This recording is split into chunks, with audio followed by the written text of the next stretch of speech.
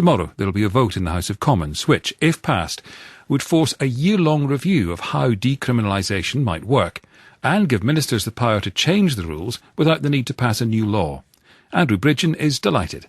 The magistrates have been calling for decriminalisation for 20 years, and how they detest having to spend so much time criminalising people who just have their only crime is having no money. You know, there's lots of things we collect in without having criminality as a punishment for non-payment, and obviously it is going to cost the BBC more to collect their debts in, but then it's costing the state an awful lot to criminalise all these people, including putting potentially 70 people a year in prison. The BBC's Director of Strategy and Digital, James Purnell, is live on PM. Does the BBC support decriminalisation? Well, we are content with these amendments. What we were nervous about, Eddie, was that this would be done in a rush without properly looking at the pros and cons of different systems. And what the amendments say is that this will be looked at for charter review, and that the government has the option of going for a civil system, a hybrid system, which would mix civil and criminal penalties, or keeping the system as it is. And that's exactly what we've argued for all along. So you oppose decriminalisation? Look, it's not for us to decide the system for enforcing. No, you don't decide it, but you do have an opinion on it. I wonder what it is. Well, we'll look at that in Charter, and it would be wrong for us to prejudge that, not least because it's primarily a matter for government. You've warned it'll cost £200 million. I don't suppose you think it's a great idea. No, that's not right, Eddie. What we said was that we were worried that it would be a huge risk to move now to a different system, which is what the original amendments that were tabled said. So we were very worried about that, and we thought that that could have led to a big rise in evasion, because the key thing, the difference between us and the utilities, for example, is we can't stop people consuming the BBC. We can't switch people off, and therefore you have to have a system with a proper deterrent. But we don't want to see anybody go to prison either. We want a system that enables people to pay, and so we'll be working with the government and with Parliament to look at the pros and cons of the different alternatives. So you could get it to work? Well, we need to look at the system. And, one of the the key question is, if you can't stop people from consuming, because you can't stop people listening to the radio, even with cable and satellite homes, if you brought in a system where you were disconnecting people who didn't pay there, they could still watch the television, the BBC, through their digital terrestrial set-top box, which most TVs now have. So we can't switch people off. You just need to find a system which has the right level of deterrent to allow us to collect the licence fee. And actually, at the moment, we collect the licence fee pretty much more effectively than any other country in Europe. So the system works pretty well at the moment.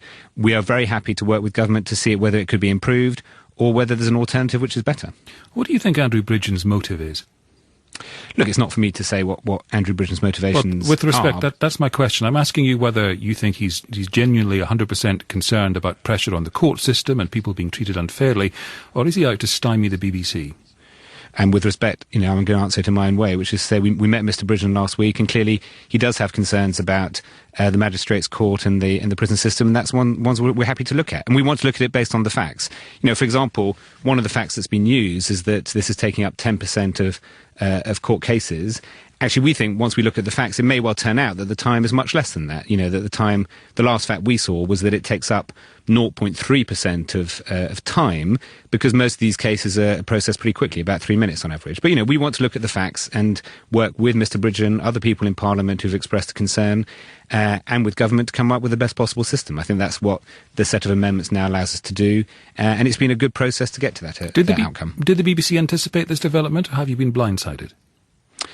This is something we always thought should come up in Charter Review. Charter Review will look at the BBC in a very wide-ranging way, and we're happy to take part in that debate. So the timing surprised you?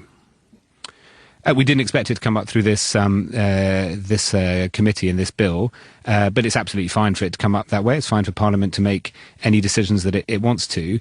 I mean, this bill, which is a deregulation bill, is supposed to have things which have always gone through pre-legislative scrutiny, where people look at it before it goes into law, and based on proper consultation.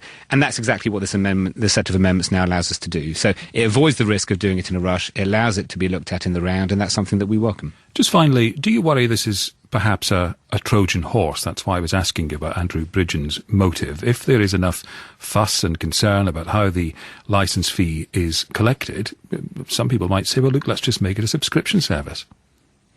We think a licence fee works well, and indeed that's what the government has said over the last few weeks, and indeed that was repeated last week as well. So, the licence fee allows us all to share in each other's investment, and, for the cost of a national newspaper, people get not just a news service, but BBC One, BBC Two, BBC Online, our radio services, local radio services. So, the licence fee system works well, right. But clearly as part of Charter Review, there'll be a wide-ranging debate about that. Thank you. James Purnell, the BBC's Director of Strategy and Digital.